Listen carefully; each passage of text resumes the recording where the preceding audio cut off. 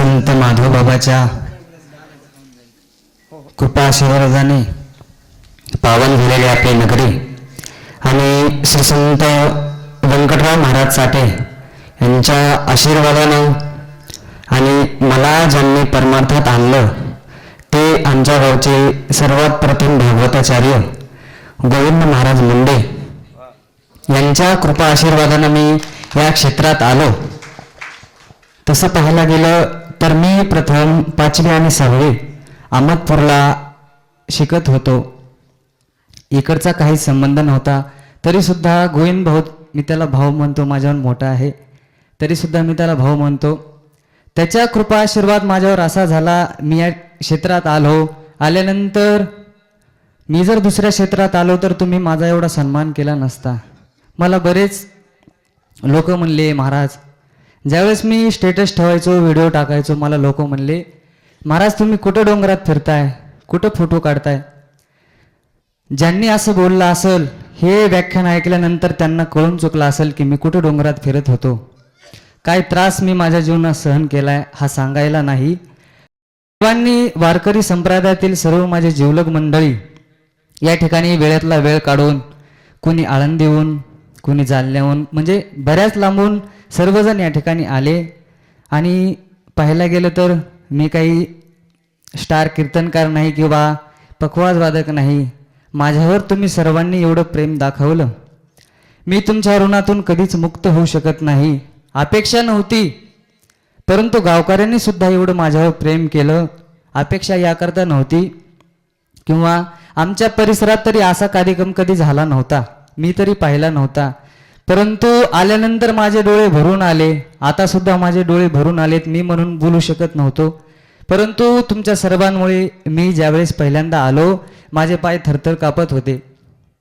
कारण एवढं प्रेम मला वाटलं नव्हतं की गावकऱ्याकडून मला एवढं प्रेम भेटेल. सर्वांनी एवढं प्रेम दिलं. या ठिकाणी जेवढे उपस्थित कलाकार आहेत यांना जर बोलवायचं म्हणलं कमीत कमी 1 लाख रुपये लागतील किंवा त्यापेक्षा जास्त पैसे लागतील.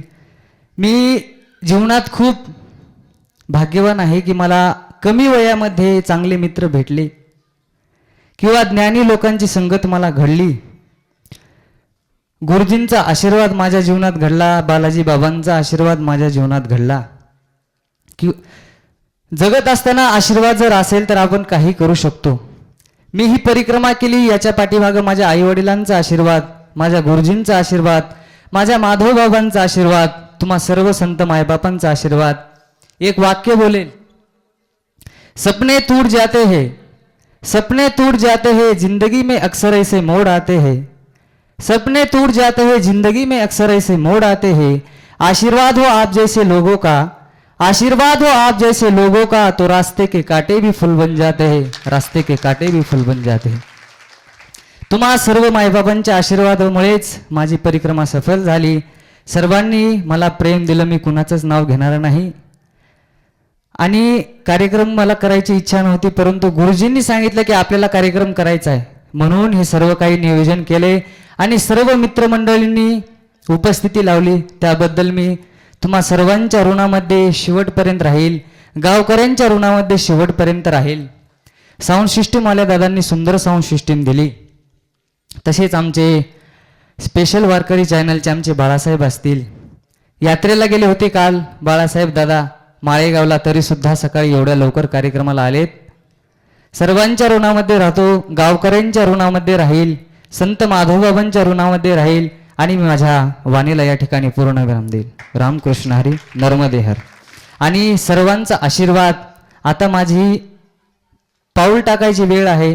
तुम्ही असं प्रेम शेवटपर्यंत माझ्या डोक्यावर ठेवावं आणि असंच मला आशीर्वाद तुमचा, वेळोवेळी मार्गदर्शन, आशीर्वाद. जर माझ्याकडून काही चुकत असेल हात धरून मला सांगावा, कारण हे वय चुकायचं आहे. जर सांगितलं तर मी त्यात नक्की सुधारणा करेल. आणि अशाच आशीर्वाद आणि असाच प्रेम माझ्यावर शेवटपर्यंत राहो अशी सर्वांकडून अपेक्षा व्यक्त करतो. रामकृष्ण.